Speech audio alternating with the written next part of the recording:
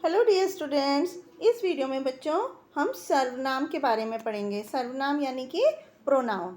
तो बच्चों, जो शब्द संज्ञा की जगह पर हम लिखते हैं, संज्ञा के बार बार रिपीट होने पर संज्ञा को रिपीट नहीं करते, संज्ञा शब्द को, उसकी जगह पर हम अलग शब्द प्रयोग करते हैं, उसे हम सर्वनाम कहते हैं। जैसे कि यहाँ पर हम एक पढ़ते हैं, मेरा नाम राघव है, मेरे मित्र का नाम मानस है, वह मेरे घर के पास रहता है, वह पढ़ने में बहुत अच्छा है।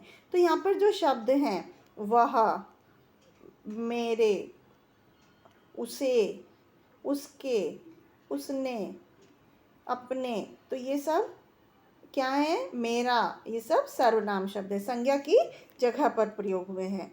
तो राघव और मानस ये नाम है, तो राघव और मानस की जगह पर हमने ये सब शब्दों को प्रयोग किया है, तो ये सब संज्ञा की जगह पर प्रयोग हुए हैं, इसलिए इनको सर्वनाम कहते हैं। मेरा, मेरे, उसके, वह, उसने। तो क्या परिभाषा हुई? हम क्यों सर्वनाम शब्द यूज़ करते हैं संज्ञा की जगह पर? इससे हमारी भाषा पढ़ने में अच्छी लगती है, सुंदर लगती है, और हमें एक शब्द, संज्ञा शब्दों को बार बार दोहराना नहीं पड़ता। तो संज्ञा की जगह पर प्रयोग होने वाले शब्दों को सर्वनाम शब्द कहते हैं। अब हम सर्वनाम के भेद पढ़ते हैं। सर्वनाम के 6 भेद होते हैं: पुरुषवाचक सर्वनाम, निश्चयवाचक सर्वनाम, अनिश्चयवाचक सर्वनाम, संबंधवाचक सर्वनाम, प्रश्नवाचक सर्वनाम और निजवाचक सर्वनाम। तो पुरुषवाचक सर्वनाम के बारे में अगर हम पढ़ें, तो पुरुषवाचक सर्वनाम होता है जो सुनने वाले को, बोलने वाले को या किसी दूसरे के लिए प्रयोग किया जाता है, उसको हम पुरुषवाचक सर्वनाम कहते हैं। जैसे अगर मैं आपसे बात कर रही हूँ तो मैं कौन हूँ? कहने वाली हूँ। तो मैं पुरुषवाचक सर्वनाम हो गया। तुम, जिससे हम बात कर रहे हैं, वो सुनने वाला हो गया। वे, जिससे हम तीसरे व्यक्ति के लिए बात करते हैं, वो तीसरा, उसको हम अन्य पुरुष, तो उसके लिए हम वे यूज़ करते हैं। तो ये पुरुषवाचक सर्वनाम के अंदर आते हैं। तो पुरुषवाचक सर्वनाम के 3 भेद होते हैं: उत्तम पुरुष, मध्यम पुरुष और अन्य पुरुष। तो जैसे मैं, हम जो बात करने वाला है, बोलने वाला है या लिखने वाला है, उसको हम उत्तम पुरुष कहते हैं। जैसे मैं, हम। मध्यम पुरुष, जिससे हम बात कर रहे हैं या पढ़ रहा है जो, वो मध्यम पुरुष है, जैसे कि तू और तुम। अन्य पुरुष, किसी तीसरे व्यक्ति के लिए, जिसके लिए हम बात करते हैं, उसको हम अन्य पुरुष कहते हैं, जैसे वे, वह, ये सब शब्द।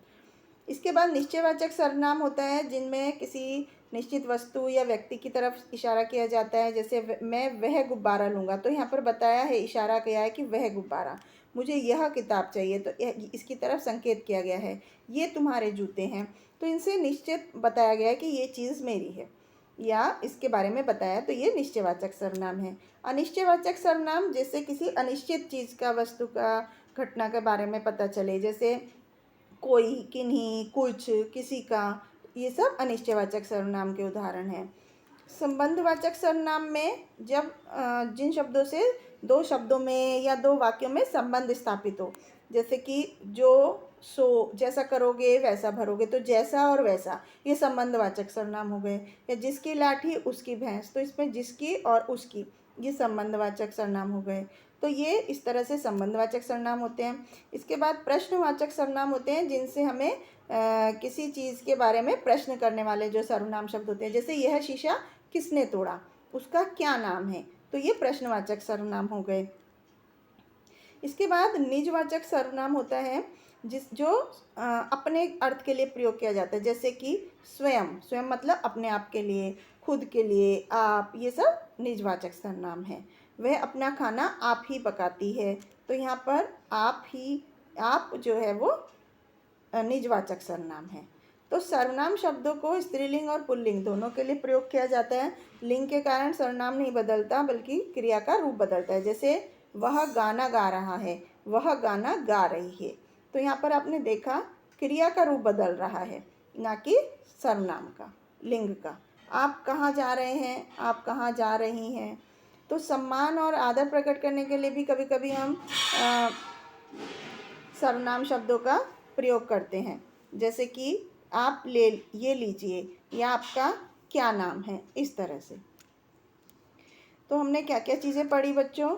संज्ञा की जगह पर प्रयोग होने वाले शब्द सर्वनाम कहलाते हैं, और सर्वनाम 6 तरह के होते हैं: पुरुषवाचक, निश्चयवाचक, अनिश्चयवाचक, संबंधवाचक, प्रश्नवाचक और निजवाचक।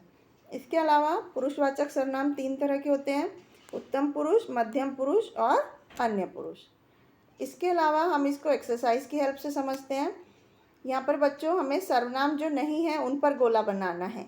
तो यहाँ पर ये नाम जो है वो सर्वनाम शब्द नहीं है, जो भी नाम है वो सर्वनाम शब्द नहीं है। यहाँ पर राजा सर्वनाम शब्द नहीं है, आदित्य नाम सर्वनाम शब्द नहीं है।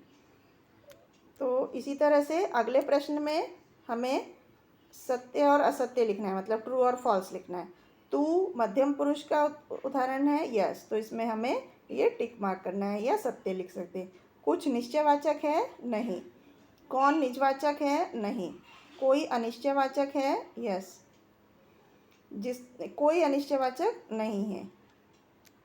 जिसने संबंधवाचक है, यस।